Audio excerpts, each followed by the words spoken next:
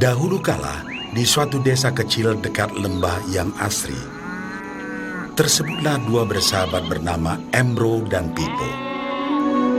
Mereka adalah tipe pemuda yang berambisi untuk menjadi orang terkaya di desanya. Mereka kerap membicarakan impian dan ambisi mereka itu akan kekayaan, kehidupan, dan gaya hidup yang ingin mereka miliki nantinya. Mereka tidak takut untuk bekerja keras, hanya saja mereka masih belum mendapatkan kesempatan untuk dapat mewujudkan cita-cita mereka. Tanpa putus asa, mereka terus mencari dan mencoba gagasan-gagasan baru untuk mendapatkan kesempatan tersebut.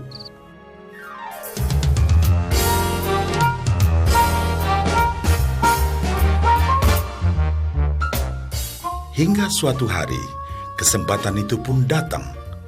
Desa mereka membutuhkan lebih banyak air. Oleh karena itu, kepala desa mempekerjakan Embro dan Pipo untuk mengambil air dari mata air di gunung untuk dibawa ke tempat penampungan di desa. Mereka akan dibayar sesuai dengan banyaknya air yang dapat mereka bawa. Maka mereka berdua pun menyambut dengan baik kesempatan ini. Embro dan Pipo pun segera melaksanakan pekerjaan tersebut dengan bersemangat. Setiap hari, sejak pagi hingga sore, mereka bergegas menuju mata air dengan membawa ember masing-masing. Mereka bekerja keras untuk membawa air sebanyak mungkin ke tempat penampungan air di desa.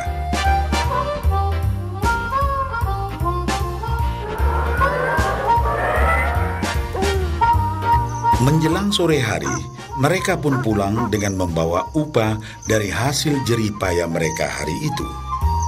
Embro merasa puas sekali dengan pekerjaannya itu dan besarnya upah yang ia dapatkan. Dia yakin bahwa dengan pekerjaannya ini, ia bisa segera mewujudkan cita-citanya.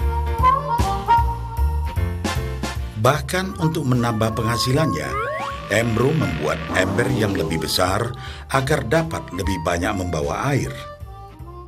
Embro yakin dengan penghasilannya sebesar itu, tak lama lagi ia bisa segera membeli sapi dan memiliki gubuk baru yang ia idam-idamkan.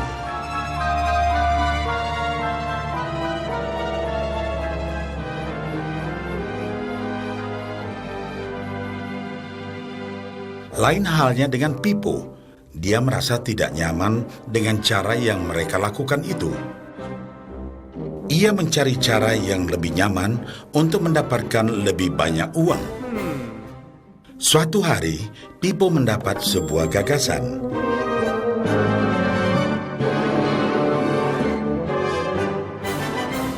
Ia berniat membangun sebuah saluran pipa yang akan mengalirkan air dari mata air langsung ke tempat penampungan air di desa. Dengan saluran pipa tersebut, ia akan mendapat lebih banyak air tanpa perlu lagi membawa ember ke mata air. Ia sangat antusias dengan gagasannya ini. Pipo pun mulai menceritakan gagasannya ini kepada Embro dan mengajaknya bekerja sama. Tetapi Embro tidak sependapat. Ia bahkan mentertawakan gagasan Pipo tersebut karena merasa dirinya mampu mendapatkan lebih banyak uang. Embro pun lebih sering lagi mengambil air dengan ember dan bahkan menggunakan ember yang lebih besar agar dapat membawa lebih banyak air ke desanya. Dengan cara ini, Embro yakin penghasilannya akan meningkat.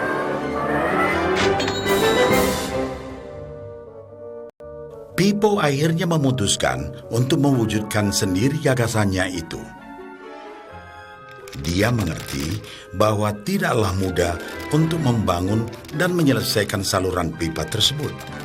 Dibutuhkan beberapa tahun untuk bisa menyelesaikan dan menikmati hasilnya. Namun tekadnya telah bulat. Ia pun tetap bekerja mengangkat air dengan ember setiap hari seperti biasa. Tetapi di akhir minggu dan setiap ada waktu luang, Pipo bekerja keras menggali tanah yang banyak berbatu untuk membangun saluran pipanya. Pada bulan-bulan pertama, hasilnya hampir tidak kelihatan. Orang-orang desa mulai banyak mentertawakan dan mencemooh Pipo. Mereka menjulukinya Pipo si manusia saluran pipa.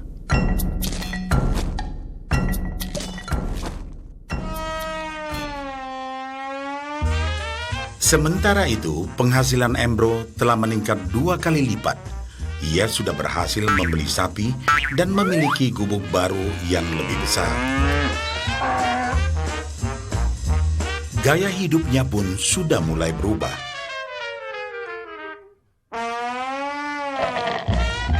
Ia sering menghabiskan waktu sepulang kerja di bar, menikmati hasil jerih payahnya mengangkat ember. Namun, tanpa disadari, badan Embro kini mulai jadi bungkuk karena begitu beratnya ia harus mengangkat ember besar setiap hari. Raut mukanya pun terlihat kelelahan.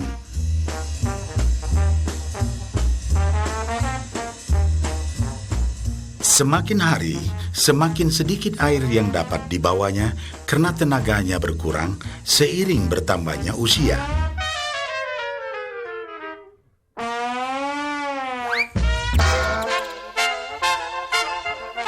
Bulan berganti bulan, tahun berganti tahun. Dan akhirnya, Pipo berhasil menyelesaikan saluran pipanya.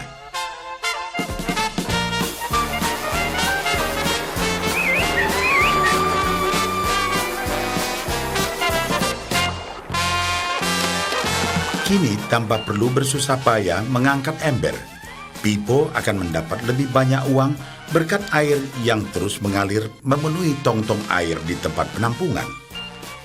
Air terus mengalir tanpa henti, bahkan saat ia tidur, makan, ataupun saat pergi berlibur. Pipo pun puas dan bangga. Berkat tekad dan kerja keras, kini penghasilannya pun mengalir tiada henti, seiring aliran air di saluran pipanya.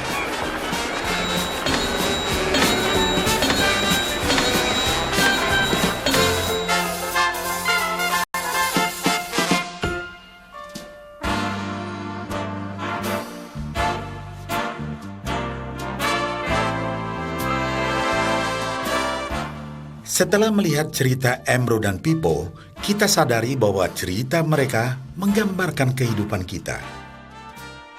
Pekerjaan yang dilakukan mereka melambangkan apa yang dilakukan kebanyakan orang dalam mendapatkan penghasilan. Embro mendapatkan penghasilannya dengan cara menggunakan ember. Ia harus pulang pergi mengisi embernya dari mata air ke desa untuk ditukarkan dengan uang. Untuk meningkatkan penghasilan, yang dilakukan Embro adalah dengan cara lebih rajin pergi ke mata air dan juga memperbesar ukuran embernya. Dalam kehidupan yang nyata, sangatlah normal kalau kita ingin meningkatkan penghasilan, kita harus bekerja lebih keras. Misalnya, dengan bekerja lembur atau mungkin mendapatkan pekerjaan tambahan. Kita juga dapat memperbesar ember kita, yaitu dengan menerima posisi pekerjaan yang lebih tinggi. Sebagian besar dari kita menukarkan waktu kita untuk mendapatkan uang. Seperti juga Embro, kita pun memiliki waktu yang terbatas untuk dibarterkan menjadi uang. Dan kita tahu, setiap orang hanya memiliki 24 jam per hari, dan tidaklah mungkin kalau kita membarterkan seluruh waktu kita untuk bekerja. Dan yang lebih sulit lagi, yaitu jika kita tak mampu lagi membarter waktu kita, karena alasan usia, kesehatan, ataupun alasan lainnya sehingga penghasilan kita terhenti sama sekali. Tetapi coba perhatikan apa yang dilakukan Pipo. Secara bijaksana, Pipo tidak membarterkan seluruh waktunya hanya untuk mendapatkan penghasilan yang terbatas. Tetapi dia menggunakan sebagian waktu yang dimilikinya untuk membangun saluran pipa, karena dia tahu bahwa saluran pipa ini akan mendatangkan penghasilan yang berkesinambungan tanpa dia harus membarterkan seluruh waktunya. Dia tahu bahwa suatu hari nanti, mungkin karena alasan usia atau kesehatan, dia akan tidak dapat lagi membarterkan waktunya dengan uang. Sedangkan bila ia mampu mewujudkan gagasan saluran pipanya itu, dia hanya perlu bekerja keras sekali saja untuk membangun saluran pipa. Setelah saluran pipa selesai, maka penghasilan akan terus mengalir bagi Pipo. Pipo telah menunjukkan kepada kita bahwa untuk mendapatkan penghasilan, kita tidak selalu harus dengan cara barter waktu dengan uang. Ada cara lain yang lebih baik. Bagaimana dengan Anda?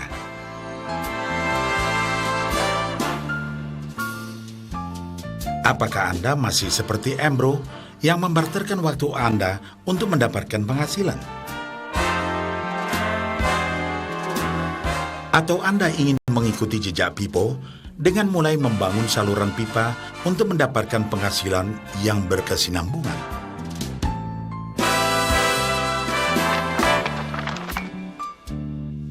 Jika Anda tertarik dengan gagasan saluran pipa, hubungi orang yang meminjamkan VCD ini agar Anda dapat segera mulai membangun saluran pipa penghasilan Anda saat ini juga.